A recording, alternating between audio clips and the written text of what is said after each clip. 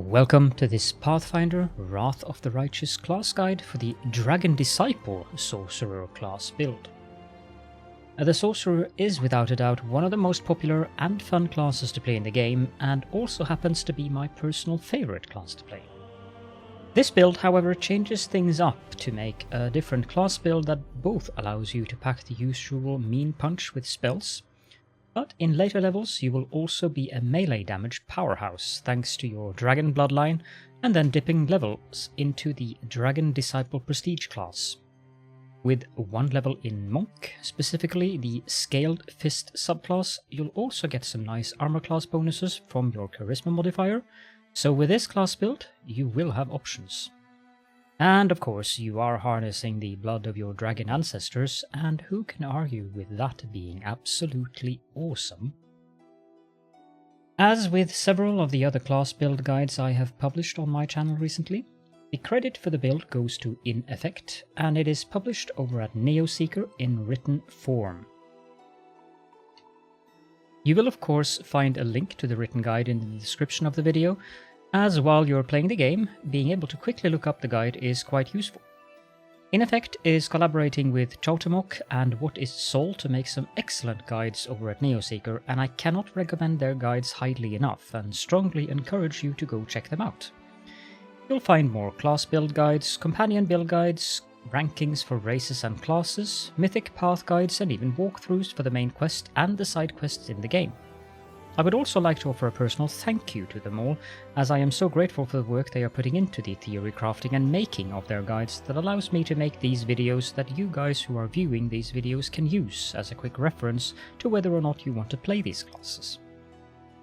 I do not have the time to sit down and do that theory crafting myself, so it is a massive help to me that we have people in the Pathfinder community who take time to make these builds.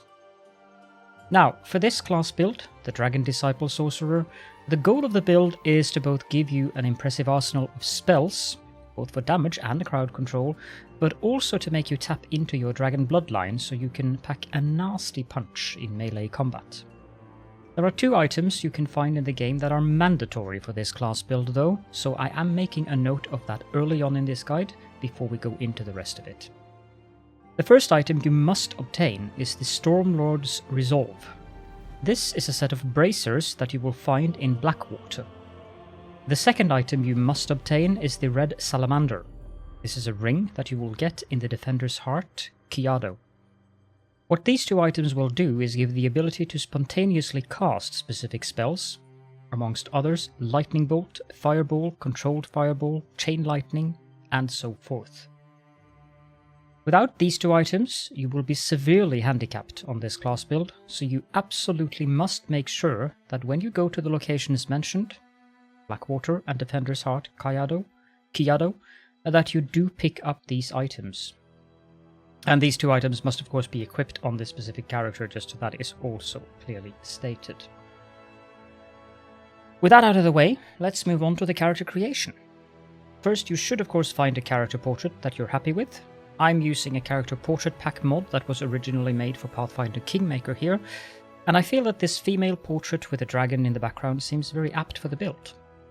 The mod works just as well in Pathfinder Wrath, as you can see, and I've added the link to the mod into the description of the video, but make sure that you read the instructions very carefully, as it is very easy to get it wrong when you are trying to install them. And also remember to replace Kingmaker with Wrath of the Righteous in the path description that is written in the README file for the mod. When you've found a portrait that you're happy with, the next thing that you need to do is to pick the Cross-Blooded Sorcerer subclass. Find that under Sorcerer and then Cross-Blooded as your first level. For your race selection, you have 2 options suggested by the guide. But of course, as always, feel free to make different choices if you want, but these choices are there for a reason, of course. The first suggested race is the Half-Elf, where you will pick the Kindred Raced Heritage, and this is to give you a racial bonus to Charisma, but also when you are a half-elf, you get to pick one ability score between the 6 ability scores in the game, which will get a +2 ability, or +2 bonus to that ability. The other option is to select an Aasimar and then the Angelkin bloodline. I'm just going to go with the half-elf here for purposes of explaining things in the next part. Next up is the background selection. You'll want to pick the street urchin and the pickpocket background. The reason for this is for the +2 bonus on your initiative rolls primarily. Adding trickery and stealth to the list of class skills on this particular class is not really that useful, but the +2 bonus on initiative rolls, that is always very useful. Moving on to your ability score picks, the first thing that you want to do is to set your intelligence to 8. And now, as a half-elf, this is why I picked the half-elf, the racial bonus, you must set that to strength. And then you'll want to set your strength to 18. And yes, you actually want your strength at 18, which is rather uncommon for a sorcerer, but for this build, you need to think differently than with a regular glass cannon sorcerer. Dexterity, set it to 12. Constitution, also set it to 12. Wisdom, leave it at 10, and then up your charisma to 19. For your bonus level up ability increases, all 5 of them goes into charisma, so you'll end up with a nice 24 charisma at level 20. Next we move on to the skills. With such a low intelligence stat, you will not get very many skill points with this build, so you have to prioritize quite carefully here. The recommended skills in the build would be athletics and mobility, and then you also have knowledge arcana. Now, the guide recommends not putting more than a total of 3 points into mobility and a maximum of 5 points into knowledge arcana. And any spare points, the guide suggests that you put into perception. I'm going to put 1 point into athletics here. I would like, though, to remind you that if this is the first time you're playing the game and you want to be able to influence the story as much as possible, and especially since this is a charisma-heavy build, do consider putting some points into persuasion, as that offers you a lot of dialogue options, which will allow you to pass certain dialogue options much easier than if you don't have that skill. You will always have someone available for your party that has a high perception, so personally I feel that persuasion is a better choice for the main character than perception, but of course you should do what you feel is best for your playstyle, of course. Feats and class special picks are next up on the menu, and for your first level here you will want to take spell focus and then evocation, which helps a lot of your direct damage spells, since many of the direct damage spells are from the evocation school. Then you will want to pick Silver Dragon as your draconic bloodline. Next up, you will want to pick spell specialization, which is down here. And this is kind of a I don't think you get... No. So this one you'll have to be a little bit... you'll have to think a bit here, because you only get to pick one spell at the first level. Magic Missile is a very good choice here, but I'll get back to that when we get to the spells. Ray of Frost or Magic Missile would be the choices here. As it says, every time you gain a level in a spellcasting class, which will be quite often, all of them except for the monk, you can choose a new spell to replace the spell selected with this feat, and that spell becomes your specialized spell. What spell specialization does is treating your caster level as being 2 higher for all level variable effects of this spell. So you would be casting a Magic Missile as if you were level 3, if you have Magic Missile selected here. I'll just pick Magic Missile and move on to the secondary bloodline, for which you will want to pick Elemental Bloodline Water. Now, spells. You only get one. And you have several options here. You'll find the spell priority list table coming up later in the video. But I feel personally that the only two choices here are... Well, there's actually... Doesn't recommend that one. So the only two good choices I would consider on this first pick is either Magic Missile or Grease.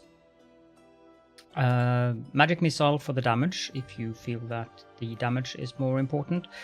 But Grease is such a useful crowd control spell, and it doesn't really lose that ability for many levels, so it is...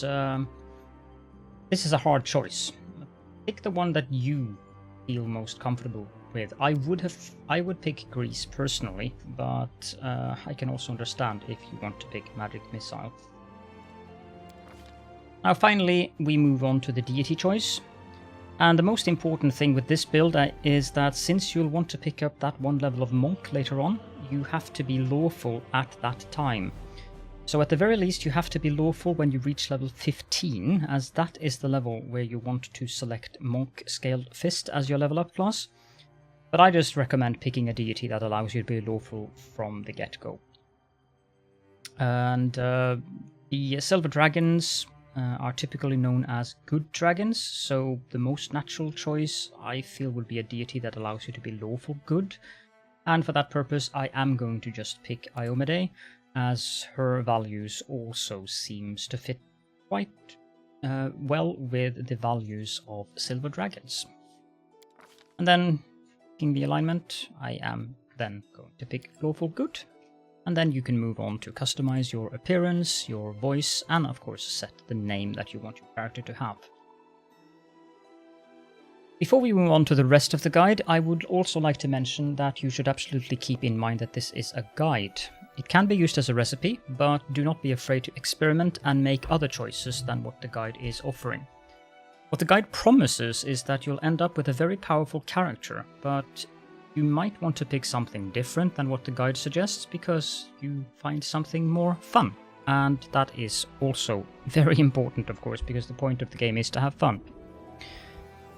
I would also like to mention that I would love to showcase the character in action, but due to time constraints, I sadly do not have that option. I am already dedicated to a Let's Play series of the game on my channel. You will find the link to that in the description of the video as well. And I'm actually playing a Sorcerer build there, but with some different path choices, so that Sorcerer will not grow into becoming a Dragon Disciple. However, for seeing how a Sorcerer plays out, you'll get a pretty good idea by watching my Let's Play series. So if you're interested, I would be happy to have you as a member of the audience in the series. My progress is also much slower than for most players, since I am narrating a lot of the conversations in the game, and thus you should not be too afraid of spoilers. And if I should reach a point that is beyond the point you are and you don't want spoilers, you can always just take a break from watching and continue on when you've passed that point yourself. Now, for each level I will be calling out things as follows. Level X, the class that you want to pick, followed by the feats and or abilities that is recommended to choose. For example, for this build's level 1, I would say the following. Level 1, Sorcerer Cross-Blooded, and you'll want to pick Spell Focus Evocation, Spell Specialization, Silver Dragon Bloodline, and Water Elemental Secondary Bloodline. With that said, let's get moving. Level 2, Sorcerer Cross-Blooded, and no feats or abilities to pick, which you'll notice is happening on every even-numbered level for this build. Level 3, Sorcerer Cross-Blooded, and you will want to pick Metamagic Bolster Spell. Level 4, Sorcerer Cross-Blooded. Level 5, Sorcerer Cross-Blooded, and you will want to pick Spell Penetration. Level 6, Sorcerer Cross-Blooded. Level 7, Sorcerer Cross-Blooded, and you will want to pick Greater Spell Penetration and Improved Initiative. Level 8, Sorcerer Cross-Blooded. Level 9, Sorcerer Cross-Blooded, and you will want to pick Greater Spell Focus Evocation. Level 10, Sorcerer Cross-Blooded. And then level 11, you will want to pick Dragon Disciple. Note that the Dragon Disciple is all the way down here, just so you know where it is. And you will want to pick Selective Spell. Level 12, Dragon Disciple, and you will want to pick Toughness. Level 13, Dragon Disciple, and you will want to pick Elven Spirit. Level 14, Dragon Disciple. Level 15, Monk Scaled Fist, and this one you will find as a subclass of the Monk here. And then you will want to pick 2 seconds.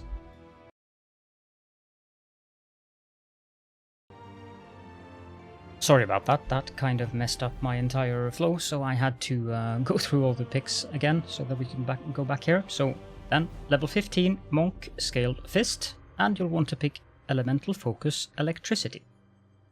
Level 16, Sorcerer Cross-Blooded.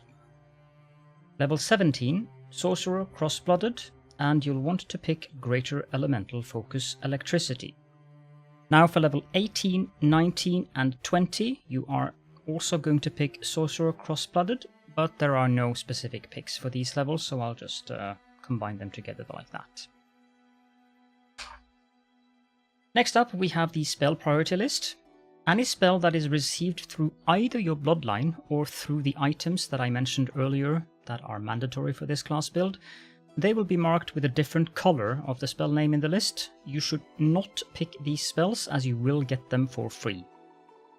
Also, before I go through this list of spells, please also be aware that spell levels and character levels are two very different things. You are not going to be receiving level 2 spells at character level 2, just to avoid any potential confusion there. Level 1, Magic Missile, Burning Hands Cold, Mage Armor, Shield, and Grease. Level 2, Burning Arc, Mirror Image, Sense Vitals, and Cat's Grace. Level 3, Haste, Fireball, Lightning Bolt, Slow, and Force Punch. Level 4, Shout, Greater Invisibility, Dimension Door, and Controlled Fireball. Level 5, Icy Prison, Genie Kind, and Echolocation. Level 6, Chain Lightning, Sirocco, Transformation, and Dragonkind 1. Level 7, Dragonkind 2, Waves of Exhaustion, Ice Body, and Firestorm. Level 8, Frightful Aspect, Dragonkind 3, and Stormbolts. And finally, level 9, Fiery Body. Now we move on to your Mythic Path. For this build, you will be picking the Azata Mythic Path, and I will be presenting 3 different tables in order, starting with your Mythic Path feats, followed by the Azata Mythic Path feats, and then ending with the Azata spell priority list. If you are uncertain about how to get the Azata Mythic Path unlocked, then please Google it, as I do not have the luxury of time to go into an explanation of how to obtain that specific Mythic Path here. However, the explanation is very readily available, and you should find it very quickly by just Googling it. With that out of the way, let's start with the Mythic Path feat selections. Level 1, Abundant Casting and Force Reality. Level 2, Extra Mythic Ability, and you'll want to pick Ascendant Element Cold with that. Level 3, Improved Abundant Casting. Level 4, Extra Mythic Ability again, and this one you'll want to pick Elemental Barrage with. Level 5, Second Bloodline, White Dragon. Level 6, Extra Mythic Ability again, and this one you'll want to pick up Archmage Armor with. Level 7, Greater Abundant Casting. Level 8, Sorcerer's Reflex. Level 9, Master Shapeshifter. And finally, level 10, Spell Focus Mythic for Evocation. Next up is your Azata Mythic Path Feat selections, which start at level 4, then skips level 5 and 9. You get more choices along this way and you don't know what to select, just fill in whatever you feel is most appropriate or fun looking. Level 4, Zippy Magic. Level 6, Life Bonding Outflank. Level 7, Life Bonding Seize the Moment. Level 8, Favorable Magic. And level 10, Marvelous Endurance.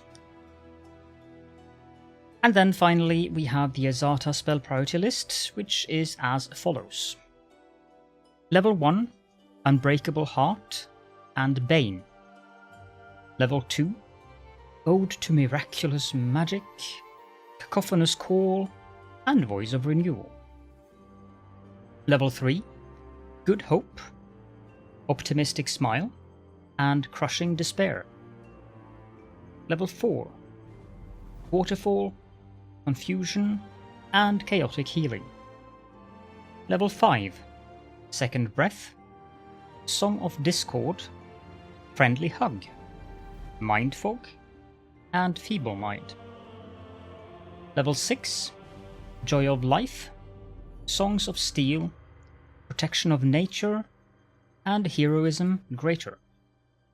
And finally level 7, Heroes Never Surrender, Old Person Mass, Revolt, and Water Torrent. I feel there was some slight oppositions in those spell names. And that is the tables out of the way. Now, as some final words of advice here, keep the following things in mind in regards to your spells. Selective Sirocco is a great crowd control spells. Please do feel free to use it liberally when needed. Bolstered Magic Missile is a really nice single target damage spell. And then finally, if you combine Waterfall with a bolstered Chain Lightning, you usually end up with some ridiculous damage. As for when you want to go into melee, and this is very important, you need to follow a specific buffing routine, and the pattern that you should follow is as follows. Cast all 4 genie kinds before you cast your dragon form. Then, when you have cast your dragon form after the 4 genie kinds, you cast your Frightful Aspect buff, and then you can cast any other buffs that you need to apply after that. If you do not follow that specific buff order, your dragon form will more or less be a fancy looking buff, but you will be at a severe disadvantage compared to if you cast the buffs in the order that I have just provided. And with those important words, we are at the end of the guide. I hope that the guide has provided you with a good outline for how you can build a very powerful hybrid caster melee build who is able to both stand at a distance and blast your enemies with powerful spells, but also with a special affinity to electrocuting them. And you can also decide to go up into your enemies' faces, enter dragon form, and then mercilessly attack them like only a dragon can. This build should be, if you play it correctly, that might require some practice as with all builds, but it should be more than powerful enough to carry you through the game on even unfair difficulty.